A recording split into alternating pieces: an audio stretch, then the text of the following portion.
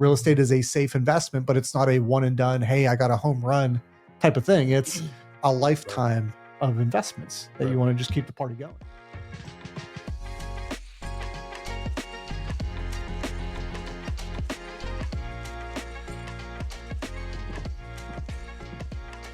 And welcome to another episode of Real Estate Roundtable with MRTG Capital. My name is Tom Goodge, and as always, I'm here with Mr. Mike Rohm. How's it going, brother? Doing fantastic. How about you? I'm doing great. Good. I'll be excited when those puppies are out of the horse barn so that we can film in peace. But until then, it'll be all right. So on our last episode, brother, we kind of were dissecting a little bit of our trip where we made our little 6-hour road trip up north to go meet with millionaires, 9-figure millionaires and billionaires of all things too, which was pretty crazy and awesome at the same time. We'd really love just to kind of continue down that path and, just talk about some of the people, that we saw and like some of our takeaways for everybody. Because just kind of as a recap, I mean, one of the two biggest things we had from our last episode, were, some of the people that we met with, you hit on Dean Adler, who Dean Adler, for those of you, just look up his name. He's a person who has $25 billion in assets under management. So when you're a real estate syndication company like ours, that's something that we want to aspire to. If we end up with 25 billion in assets under management, that means every single one of you who are investing in our company are making a lot of money. Absolutely. And not just a lot of money, but consistent. Right? Because it's not just one deal that you want to invest in. Right. It's, hey, how can I have my money continue to work for me? Real estate is a safe investment, but it's not a one and done, hey, I got a home run type of thing. It's a lifetime of investments that you want to just keep the party going. Yep, exactly. So I would say one that I brought in his book because I found him very, very interesting. Obviously, he's super successful, but his name was Ethan Penner. So I want to put that up there. Ethan Penner. He is the gentleman who authored Greatness is a Choice.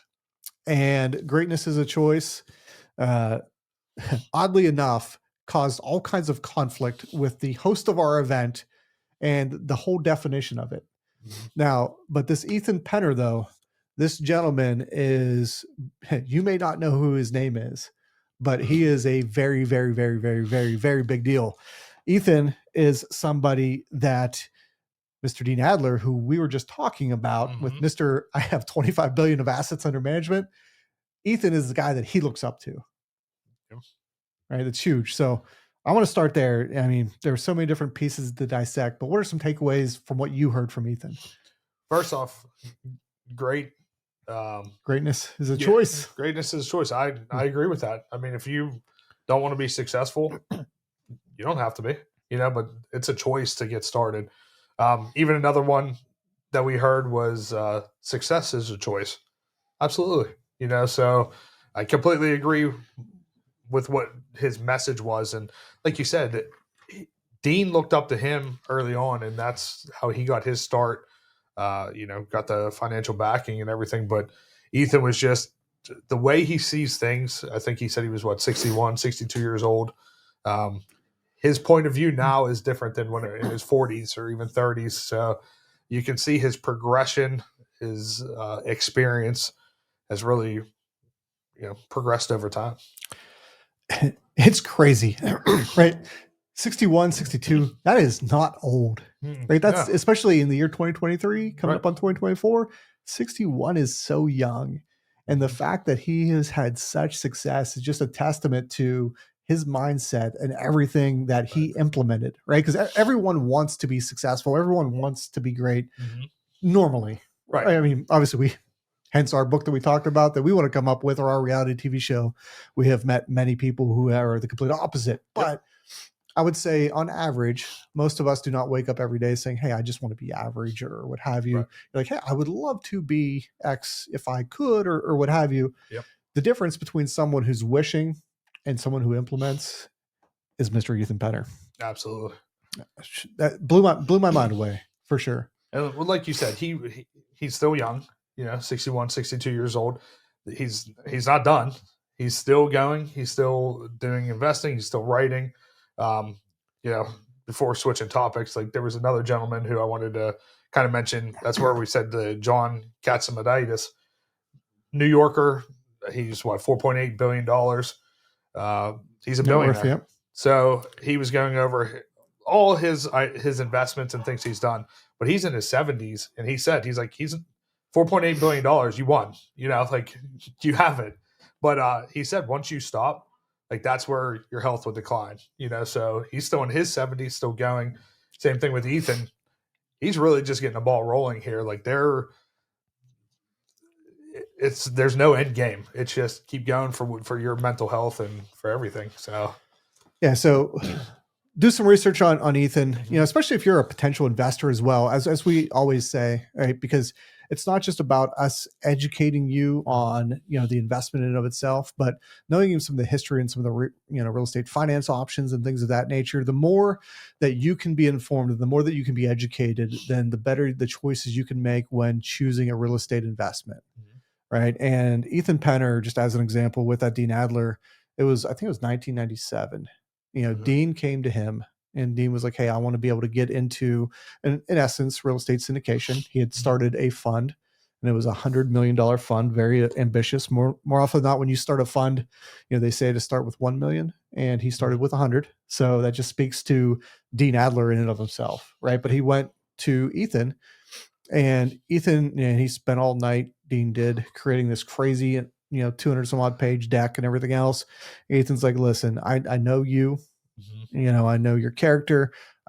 Just like, a lot of you can say, hey, we know you, Mike, we know you, Tom, right? We know exactly the due diligence that you do in your deals, etc. Ethan had that same rapport, and he just stroked a check for like $25 million. Yep. And just to put in that perspective, $25 million of a $100 million fund, if you get that knocked out with one stroke of a check, that's pretty amazing. That allows you to buy a lot of assets for your investors right out of the gate. Especially in 97, how much more that is worth now. You know what I mean? Like, well, that's $100 million now, right? Like, for all intents and exactly. purposes. Yeah. So that was a big value, but even bigger because of how long ago that was. So we'll put it this way. When Dean was our age, he was stroking 25, or not Dean, I'm sorry. When Ethan was our age, he was stroking $25 million checks and not even thinking about it. Right. So exactly. Once again, kudos to him. I don't know if we'll ever be able to get Ethan on our podcast, but if we do, we promise you we'll be super fired up because, like I said, that gentleman was super exciting. The way that he conducted himself. There are successful people out there, but people you wouldn't want to share a room with. Absolutely.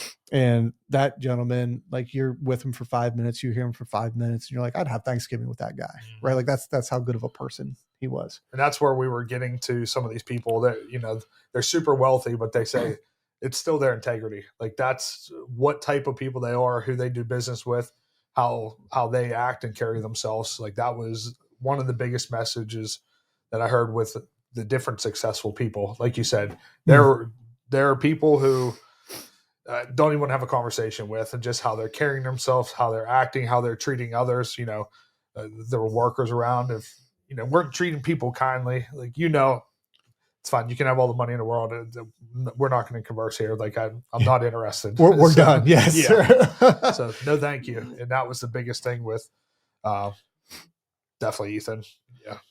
Now, just kind of, on that topic in and of itself, I would say the other, we'll just say like, just person who you could just tell in not even 10 seconds, right? Like he just instantly with his presence, Joe Foster, the founder of Reebok, was there. He was worth $1 billion, from his exit of Reebok. And that dude, holy cow, he's 88 years old. And if I could be, close to where he's at, not financially, but just, health wise, and just, if you walk in a room and people just love you, right? Like Joe Foster, like you're doing something very, very well. Right. So it wasn't the fact that he founded Reebok. It wasn't the fact that he took Reebok, quick, fast, and in a hurry from nothing, right? Because he founded it, but from 9 million to 900 million, right? It wasn't that. It was just the way that he conducted himself and the way that he just, any question that was asked of him, he was thoughtful, right? Like how he responded. It was amazing. Mm-hmm. Yeah. He took his time. He spoke, you had questions, he answered it. like you said, it was methodical. Like he wanted to give you the best possible answer to your question. Some people just blurt out the first thing they think of. Might not be the best, but you can see him like processing That's right. and coming up with his, really it's a formula to success. It was how he wanted to answer it. But yeah, 88 years old. Reebok was number one, was ahead of Nike and Jordans and everything like that. So he built that. Started with him and his brother, but yeah, that was what he did. Absolutely. And so Joe is one that we talked about, and there was the possibility to get him on a podcast. If we could get him on a podcast and interview Joe, I will be so excited to do that. And from a real estate standpoint, and this is something that I think I guarantee you, we're going to ask some questions that no one's ever asked him before. Right. But when I think about this right now, the difference between Joe and I don't even want to insinuate this by any stretch of the imagination, but some people, like when you come into a lot of money, you either do something very wise with it or not. Right. Not everybody who is successful in business, whether it be corporate America or you started a business, that once you get to a certain level, like sometimes it comes quickly, right? You're someone who's very capable. The money flows in. You don't know what to do or how to handle said money, whether it's imposter syndrome or insert whatever, right? It's human nature. Sometimes you just can't handle it. Right. And you either tank, right? Some people just give it all away because they don't even know what to do with it, right? Like, hey, just take it, whatever, right? And then it's gone. Or you thrive and you're 88 years old, absolutely, decades and decades later, doing well, known as a billionaire, right? Like, and that's why I want to be able to ask him. Like, I want to know what was his thought process when you're doing an exit like that. But before you even have an exit, if you have a company that's making, was making 9 million, which don't get me wrong, I mean, most companies don't even get to a million, right? $1 million to 10 million, like you don't get there. But what were you doing? Your company was making $900 million, right? That's the life-changing money coming into your bank account, right? At that point, even without the exit, like what did you get into place? And I think that's what's important to see. Like you said, there's people who don't know what to do with it. That's why a lot of lottery winners go broke. Yeah. And I didn't want to insinuate that either. Yeah. I was like, it's like you built an amazing business. Like you didn't just go scratch off a ticket. I just want to say that. But that's why you can tell his thought process was he started that from the ground up. He built it. Every blood, sweat, and tears went into it. So he nurtured that, so no wonder he still is a very wealthy person, but doing good things everywhere else. Even though he exited from that, he still has a lot going on in the background, which like, there you go. That's character of how he is. So, well, his wife was in the audience too, and lots of references to his wife. And I mean, just think about like, for our wives, for Trish and for Jackie, like to be able to take them places, right? I mean, because when you're building, like obviously we've had to go on road trips, right? We have to, not just to events, but like we have to go and look at a lot of properties so that we can provide our investors, with one good one, right? And that's time away from home. It's time away from the kids, like, and then the superhero back home has to handle all of that, right? And it was fun because I guarantee the same for Joe Foster, for his wife, right? You're building a crazy mega brand that everybody knows, right? There's probably a lot of nights that he wasn't home for dinner. You know what I mean? Like where that's what home life has to go on. Like you said, the kids, they still have school, they have sporting events, they have what needs to be handled, and the wives are taking care of those type of things. Because there's been multiple times that we went to Ohio on road trips of we're not going to just look at one property, we're making a tour of it. And we went down south, same thing. It's because sourcing these deals, they're not all going to come from Westmoreland County. There's just not there might be some that come, but there's just most won't come from Westmoreland County. It's not a lot of opportunity for these type of deals. So we have to hit the road and go check them out. Source them. You can only get so much from pictures, videos, and whatnot. So like you said, and even to touch on how Ethan was and some of the other folks, I don't want to say we're not training our mind. We're learning. We're experiencing new things as well. So we're really broadening our industry and our business to try and do better for everybody.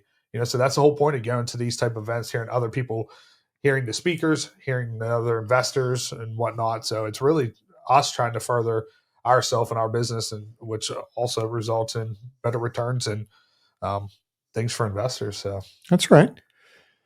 So net, Joe Foster, we're going to do it. I'm going to speak it into existence. We are going to get a podcast interview with Joe, and we are going to pick his brain, and that kind gentleman, I'm sure will have very methodical answers for all of them, which is so fantastic. We'll look forward to that. We will make that happen. And then if we can also pull off an Ethan Penner, we're doing it.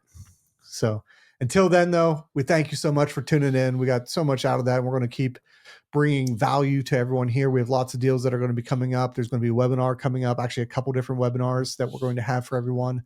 And we'll want you to tune in. So that way, for any of those 506B deals that we have where you have to have a pre-existing relationship, we establish that well in advance so that you can be eligible to invest in those deals. So until then, thank you very much. If you would like to connect, please head on over to MRTGcapital.com and request time to meet with us to answer any questions you may have about real estate investing through a syndication. We partner with small groups of investors just like you, and we're always reviewing deals that could be of interest to you.